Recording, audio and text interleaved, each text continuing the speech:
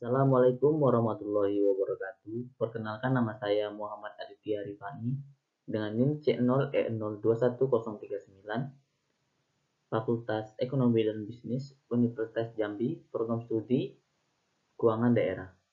Di sini saya akan mempresentasikan materi tentang sistem pengendalian manajemen sektor publik. Yang pertama, pengertian sistem pengendalian manajemen sektor publik.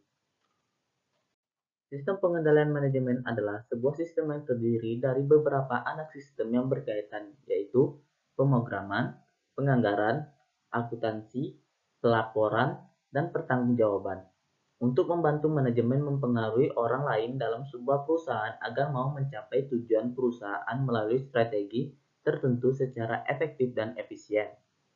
Sistem pengendalian manajemen adalah suatu sistem terintegrasi antara proses, strategi, pemrograman, penganggaran, akuntansi, pertanggungjawaban, yang hakikatnya untuk membantu orang dalam menjalankan organisasi atau perusahaan agar hasilnya optimal. Kedua, tujuan dan fungsi pengendalian manajemen sektor publik.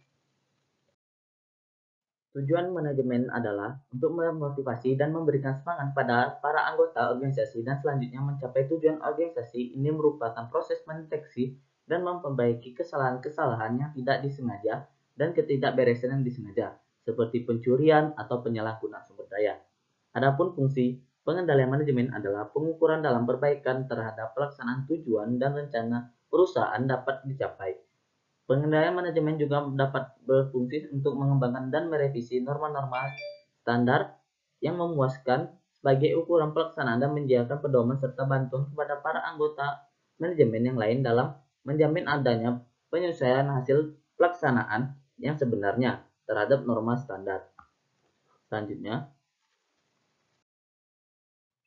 dalam pendekatan masalah-masalah yang berhubungan dengan fungsi pengendalian manajemen, suatu pandangan yang luas biasanya akan banyak membantu. Hasil akhir dari fungsi pengendalian tidak hanya berupa suatu laporan atau prestasi kerja, melainkan seharusnya juga mencakup pertimbangan-pertimbangan berikut ini. 1. Bantuan terhadap norma-norma pengendalian. 2. Evaluasi terhadap norma standar, termasuk analisa yang berhubungan dengan hal itu.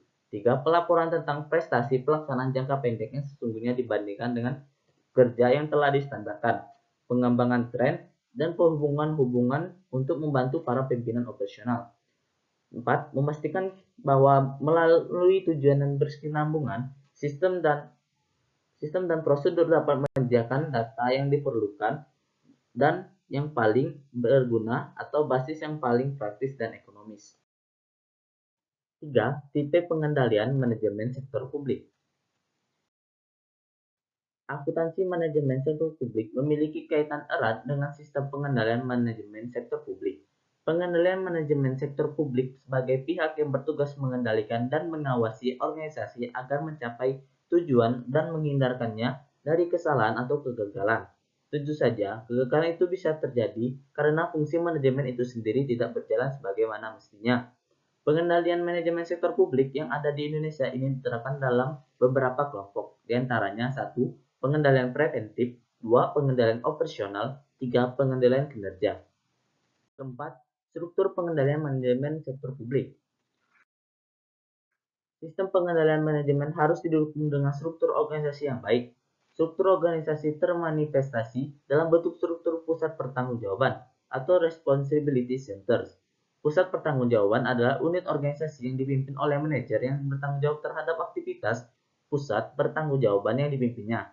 Suatu organisasi merupakan kumpulan dari berbagai pusat pertanggungjawaban tersebut adalah 1. Sebagai basis perencanaan, pengendalian, dan penilaian kerja, manajer dan unit organisasi yang dipimpinnya. 2. Untuk memudahkan mencapai tujuan organisasi. 3. Memfasilitasi terbentuknya goal congruence. 4. Mendelegasikan tugas dan wewenang ke unit-unit yang memiliki kompetensi sehingga mengurangi beban tugas manajer pusat. 5.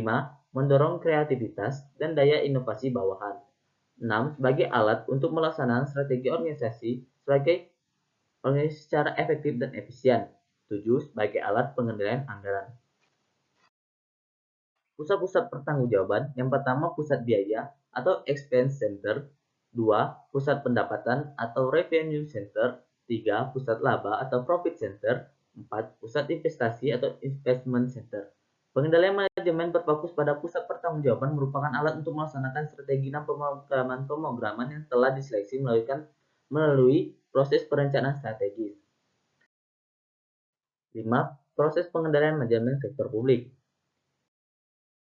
Proses pengendalian manajemen pada organisasi sektor publik dilakukan dengan menggunakan saluran komunikasi formal dalam organisasi yang meliputi 1. Rumusan strategi atau strategi formulation.